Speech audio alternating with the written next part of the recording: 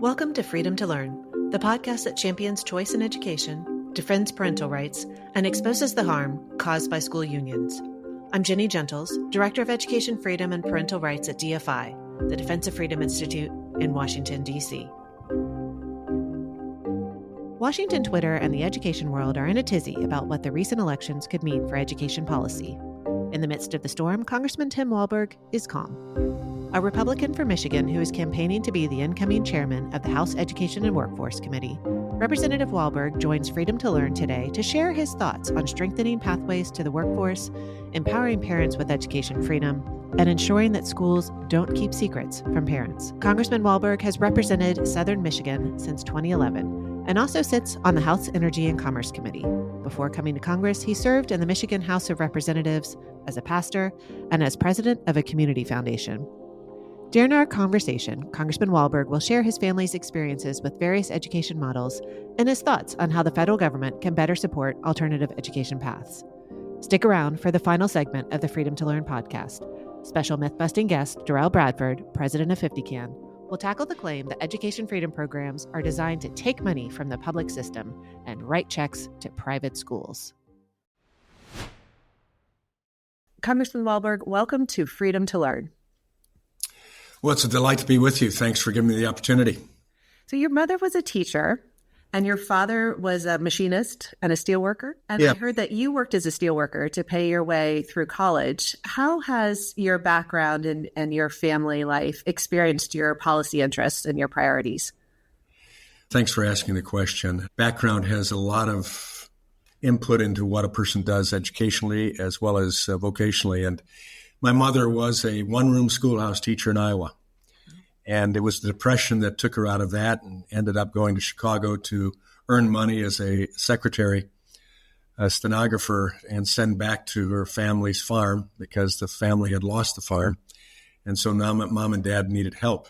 And so that changed everything. But for her two twin sons, when we finally came along, immediately she became a teacher again. And we learned to read, I think to some degree, reading out of the Bible at age 3 and 4. And so books were always part of our lives. Mom would regularly take us to libraries and would take us to the symphony because she was a cellist as well at one point. So all of that was part of our educational experience. My dad was a guy who wanted to be an accountant, but the Depression hit, lost his job at the Bell Telephone Company, and ended up becoming a chicken farmer to get through the Depression. Then came back to the south side of Chicago, went to Allied Trade School, became a machinist and tool and die maker at U.S. Steel. In fact, the same U.S. Steel that I worked at when I got out of high school and needed to provide for my college education. So all of that kind of worked in the experience of a deep appreciation for education. My work at the steel mills encouraged me to stick it out and continue on my educational route at university. But it was an experience to learn what it really took to make America what it was. And that steel industry helped produce all that America is to this day. And so there's a great amount of appreciation for not only the academic portion of education, but also that vocational training that can be there that makes America strong and ability to compete at any level.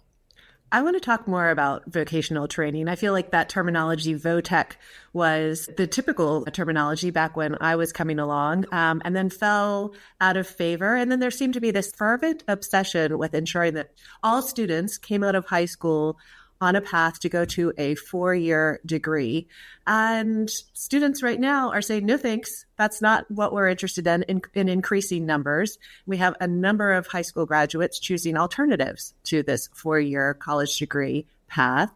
What is the federal government doing to support them? And what do you hope the federal government will do to support them?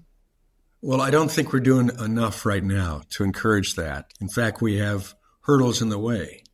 You think of short-term Pell, we've been attempting to move that forward. So for certification programs, apprenticeship programs, as well as 2-year education programs at a community college, on up to the 4-year programs and beyond for higher education.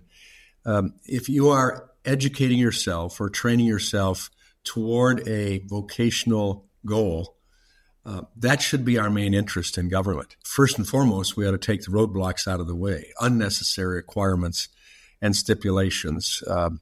But we also ought to give those opportunities to incentivize that if you are going to be in the tech industry, you may not need a 4-year education, or you may need it. But let's make it work where you're going. I know people in the communications area now that will be climbers of poles and putting up an amazing media array and communications array up on towers.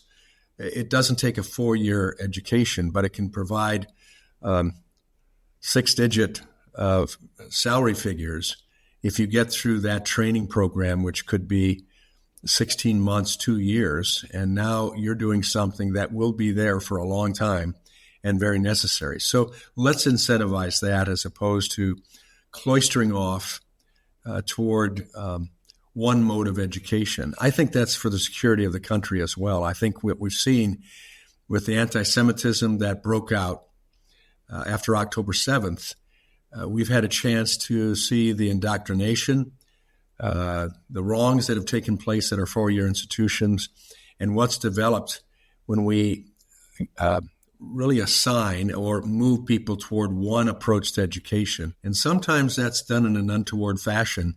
And we see anti-Semitism, for instance, but we've also seen anti-Americanism take place. And I think when we have a broad spectrum of education that goes to the values of the student and the young person or the young adult, they make those choices based upon their values. We lay the buffet before them, and we say there are means by which we can assist you to achieve that goal, short-term or long-term.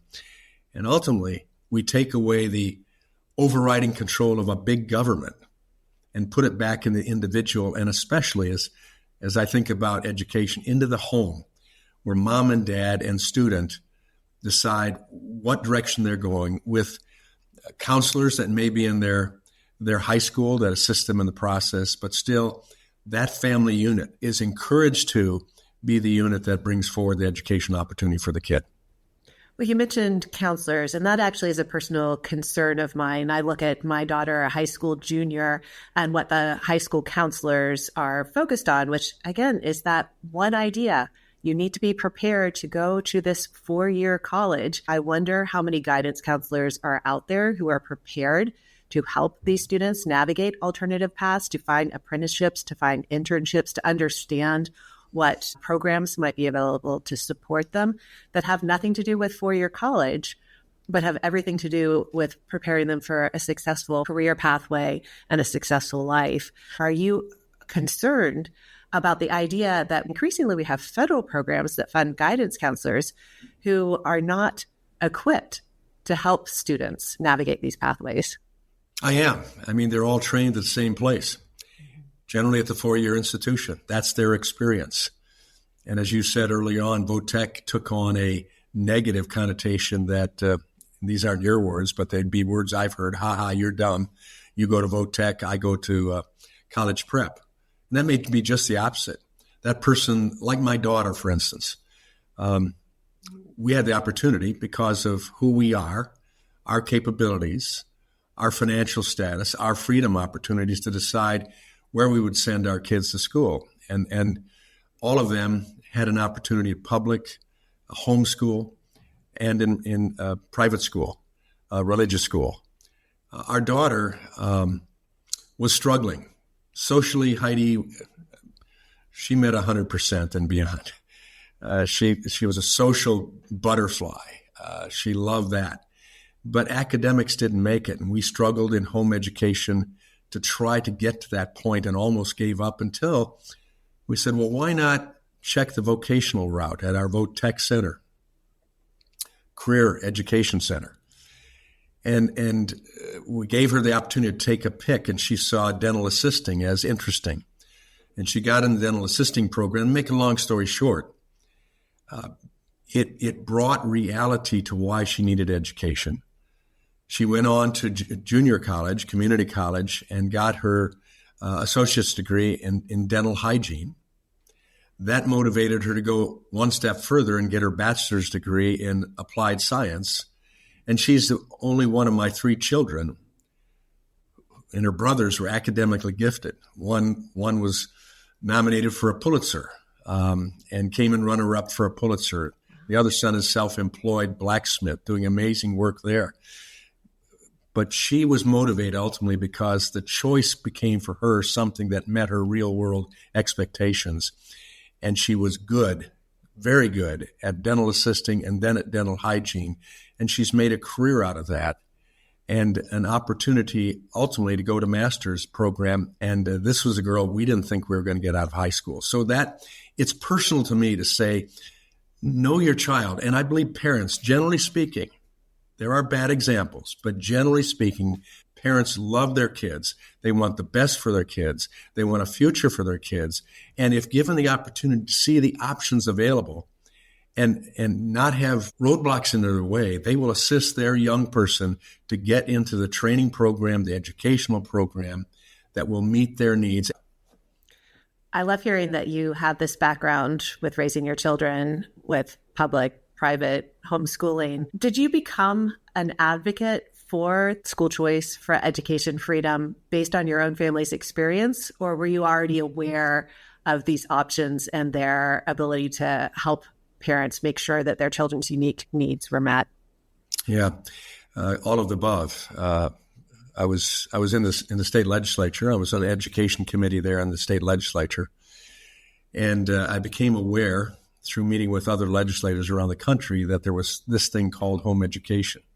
Now, it's as old as mankind, but it was taking on a new vitality back in the early 80s. And because of some challenges with the loss of educational opportunities in our public school systems in Michigan because of a downturn in the economy and restrictions on the dollar amounts that were going to schools, we were losing some things we thought were important at our children's school, at the local public school. So ultimately, we looked for alternatives and ultimately lumped on home education. And it worked for us 1 year at a time. 1 year at a time. That's how we did it. That was when homeschools were being threatened with going to jail for not having their kids in public schools. So it became a purpose for me. Mm-hmm. Back then, I became acquainted with Betsy DeVos and her knowledge base in education and her desire to see choice. So I moved into that realm as well as a proponent for all of the above, whatever works best for your child, whether it's the public school. If it is, then take control as a parent of your public school. Spend time there. Support, assist, be involved. If it's a private school, that works best for your kids, fine, a religious school or homeschool. But make sure all along the way that you know that you as a parent have the choice and you can move from school to school. Educational opportunity. And again, education ultimately is not only to enrich, to expand our minds, but it's to make us capable of being employed regardless of where you go. Education is to make you employable, to make a difference where you find your spot, your gap to fill in the world in which you live. Right. Employable and able to live out your purpose in life and have that academic background, but also those skills and then lifelong ability to keep learning. Is there a role for the federal government to support the expansion of school choice, of education freedom, of ensuring that families have options and children have opportunities? I think there's a priority that we make sure that dollars are controlled by the parents. The majority, if given the incentive and having the resources back in their own pockets through either a credit or a voucher, I prefer a credit, that they can prove that they are providing the education opportunity for their youngster, that will, I think, spawn a lot of competition and a lot of choice. And I think with competition and choice, you'll also increase the quality in any given state. And I know for a fact that there are people that have moved to a portion of my district, Hillsdale College area specifically, so they could put their kids in Hillsdale Academy. They moved across country to do that. Did they have to? No. But they felt because of the choice opportunity, and if they would have had the choice with their tuition dollars as well, that they didn't have to add to it themselves, I think you'd see more people going where education and even moving into states that foster quality education and ultimately making states like Michigan, with a governor and leadership that right now is trying to push people all toward one form of education at the expense, I think, of kids and their futures. You'd see a vast advancement, I think, across this country. Stop and think about the amount of money we spent. As Betsy DeVos has often said, $1 trillion since we developed the Department of Education, and we've seen nothing but a decline in education since then. We have 9% of the money resources going to our K-12 schools, but 90% burden of the regulatory costs on the schools as well. Let's divorce ourselves from that. Let's get the federal government out as much as possible, allowing states to compete, turning the control and even the dollars. And we might need to be very creative on how we do that. But get those back to the states and the local communities and the local schools and the parents foremost in using those dollars best for education. Well, there's certainly a lot of discussion right now about what to do about that Department of Education, about the growing role and the strings attached from the federal government. Do you see abolishing the Department of Education as something on a congressional agenda? Or do you see something more like devolving some of those grants and funding streams more to the state and local level? I've talked about abolishing and the need to abolish the Department of Education all my legislative career.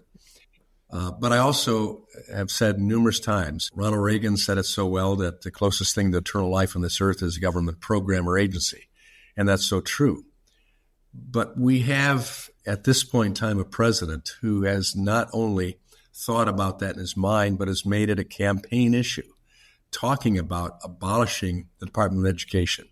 Now, I don't know for sure whether he actually means a full abolishing of it, leaving all the lights off in that Department of Education building, but sadly, which are for the most part right now because they're not working from the office. In fact, if we require them to go back, and that may be Donald Trump's approach, require them to go back 5 days a week to the Department of Education building, you might have attrition that mounts up huge, and we end up abolishing the department. But I think, realistically speaking, if we can't do that, and that's a big lift, we can devolve their control and their regulatory control especially, that has huge, huge impact on hamstringing our local schools. Some of our public schools want to do better, but they know they can't. They don't have flexibility. They have to take the money for this when they may not need it. They may need more for mental health than the other school in the next county, and vice versa. But they are constrained to use it. If we could at least put more flexibility, more choice in how we use those funds, if we still have a Department of Education that meets that out, that's one thing. But I think right now we have, because of COVID, because of parents seeing what's going on, because of parents stepping up to school board meeting microphones and expressing their concerns and their ideas, we have an opportunity to say, we did pretty well up until 1979 in fostering an economic revolution, an agricultural revolution, industrial revolution, leading the entire world in all of those areas. And we didn't have a Department of Education. Let's find a way to make them more of a reporting agency as opposed to a bureaucratic monstrosity that impinges upon the creativity of local districts. Faculty, teachers are frustrated. They're frustrated with their unions, but they're also frustrated with the Department of Education in what they are expected to do and not given resources, but a lot of regulations to do. So I think this is a time. I think this is really a time when we have the opportunity to not just simply talk about abolishing the huge impact of the Department of Education at least, but to make it smaller and impinge on much less of what we need to move our country forward academically. That's something that we talk about at the Defense of Freedom Institute, and something that we want to help make sure people understand what that looks like, what that means, and the fact that we might shrink the department, abolish the department, change the funding flows in some ways. That does not mean that there's any less of a commitment to the students and to the teachers in the country. Would you have advice for legislators who are tackling these tough topics? Absolutely. Stick with your teachers. The majority of teachers want to teach. They want to succeed. During COVID, I talked to numerous teachers who said, I need a kid fix. I'm tired of doing it online. I'm tired of doing it Zoom. I need a kid fix. I need a student in front of me. So teachers they have been frustrated with the education industry union. They are being put in a bind between the student that at least they thought they were trained to educate, and the union that supposedly speaks for them and really doesn't, speaks for its own interests. Several things have taken place subsequent to COVID where parents and educators, teachers themselves, have said enough's enough.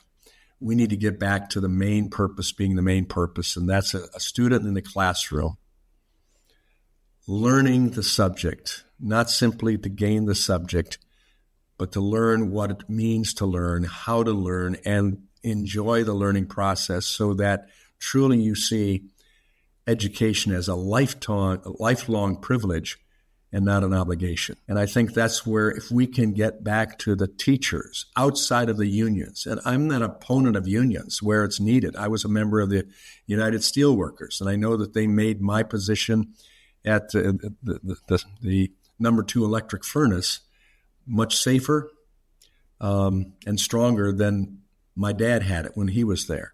And unions did that. But sometimes unions get out of whack and they become the purpose for their purpose and not for the reason they're there in protecting teachers and enable them to do the job. So I think we need to talk in such a way that we encourage our teachers. We encourage young people to desire to be teachers. We're losing that because they've seen all the upheaval that's gone on. We have to get back to the main thing being the main thing. That's education, and not simply work experience, job setting, and the control over whoever we need to control. So that's where unions can be helpful, but they can get out of whack. As we wrap up, I want to talk about a topic that is taking schools and educators and students away from the main thing, and that is gender ideology. And I really hope this is not a topic that we'll have to talk about in a year, in 2 years, that it will have abated from the control that it has over our society right now and the harm that it's causing to emotionally vulnerable young people. You seem to become aware of this harm earlier than a lot of legislators, and you proposed something called the Protect Kids Act. Right. And you were adamant about moving that proposal forward. Tell us what your goal was with the Protect Kids Act. And also, I'm curious, how did you find out about these transitions that were happening in schools that were being kept secret from parents? Yeah, I've had contact with Riley Gaines, for instance, now in numerous instances. She spoke at the graduation of Adrian College student body this last year. Told her story. But before that, I'd had contacts from parents and grandparents, community members, with concerns of what they were hearing going on in local schools. So I began checking into it. I heard from my colleagues here as well, some of the same concerns, that this wasn't something that was just talked about amongst a few, but it was happening all over, where there was a intentional promotion of transgenderism and almost a normalizing of that. I believe that there are only two sexes, or as some would call them, genders. It's the same thing, and that's male and female. And yes, there are mental issues, there are emotional issues, there are peer pressure issues. But I think education is about affirming our children to be who God created them to be. If you don't believe in God, then who you were meant to be in the universe. And science can show us that way. And to divorce ourselves and go back away from that and say, okay, we're going to accept anything. And now we're going to push back on anybody, including parents, if they have a concern about their own child that they brought into this world, that they love beyond life itself, that we're going to hold that information back from when the child says, I like my pronouns changed. Why do they want that? Well, maybe it's just peer pressure. I can do it. I'm busting up against society norms, and so I'm going to do it. I'm a kid. I was a kid once. I remember some of those same rebellious feelings in other areas. To say we aren't going to tell parents about it. In fact, like California, we're going to put laws and regulations in place to prohibit teachers from telling a parent that their child, their student, wants to change their gender.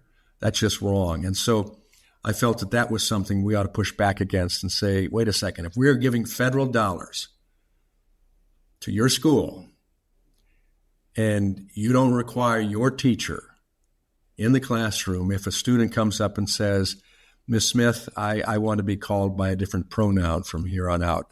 I want to use a different bathroom. You've got to tell the parent or the guardian. And if you don't, we're going to remove federal funding from you. I think it's a positive incentive against a perverse incentive to undermine the family, the home, the parental responsibility and authority, and really to, in the long run, hurt the child from having the care that he or she needs to get past this situation and understand that I should affirm who I am. I should grow to be all that I can be, and that I should push back against peer pressure or whatever that would say that I am not the person that I was created to be. And I think that is normalcy. And in fact, we know that better than 80% of people in responding to the issue of whether children's parents should be notified if a child intends to change their pronouns or their bathroom or whatever else, or they want transgender counseling, that a parent must be notified. So I think we're on the right track. It's common sense. And to break down the family, to break down morality and authority any further, undermine the home, the basic building block of society in this country, this great country, is something that we ought to see as an enemy of the purposes of the United States and its freedom. Well, Congressman Walberg, so many legislators, so many public figures have run from this issue. And so I just want to thank you for running to a solution, for being on the side of the emotionally vulnerable children who are impacted by it, and for protecting fundamental parental rights. And thank you also for your longstanding commitment to education freedom. I think you're known out there as a workforce guy, but you have been there on behalf of education freedom for a long time. Well, you don't have a good workforce unless they're educated, and they go hand in hand. And that's what I said in our conference yesterday as we spoke just before the president came to speak to us. I said, I hope while we look at the budget, we look at the deficit that's going to destroy our country in its future if we don't grapple with it. Yet we have an opportunity here to make education and workforce key components of all of that. Because if we grow the economy through a great workforce that's out there making products, but also getting incomes that they now invest, save, and put in the economy, we can grow ourselves gradually out of the problem that we have if we control our spending. But if we don't have a trained workforce, well educated in the areas that they deem best for their life, and they want to grow and motivate themselves in, we're going to miss the opportunity. And so now with a president who is standing up for education and getting back to local control, let's use it. This is the opportunity. Let's not miss it. And will benefit both education as well as the workforce. Well, I'm looking forward to seeing what you and your colleagues accomplish in the 119th Congress. Congressman Walberg, thank you so much for joining Freedom to Learn. Thank you for having me.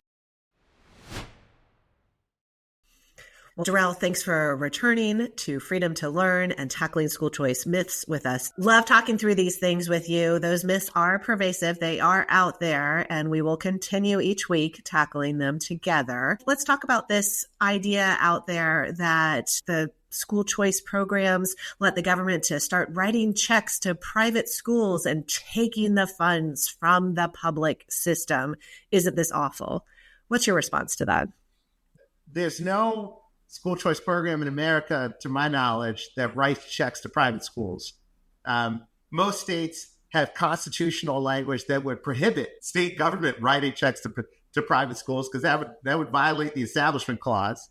Well, there's Supreme Court precedent that says that when the state gives a family money and they make a decision, that's totally legal, which is what most states are doing. So I would just say that the argument is wrong on the law. But more importantly, it's wrong on the facts.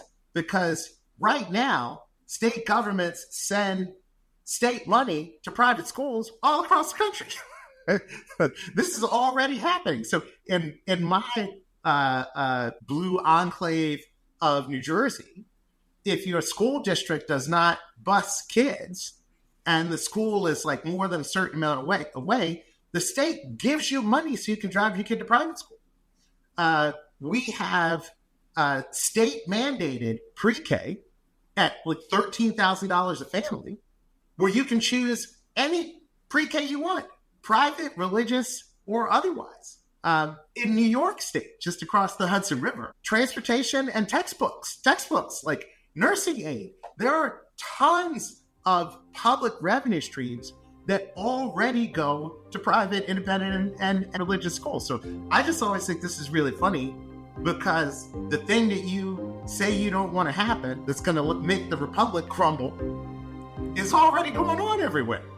And the republic stands. And the republic stands, yes. Freedom to Learn is a production of the Defense of Freedom Institute. You can learn more about DFI at dfipolicy.org. If you have feedback or suggestions for future podcasts, please reach out to us at podcast@dfipolicy.org. If you enjoyed today's episode, please subscribe and leave a rating and review wherever you listen to your favorite podcasts.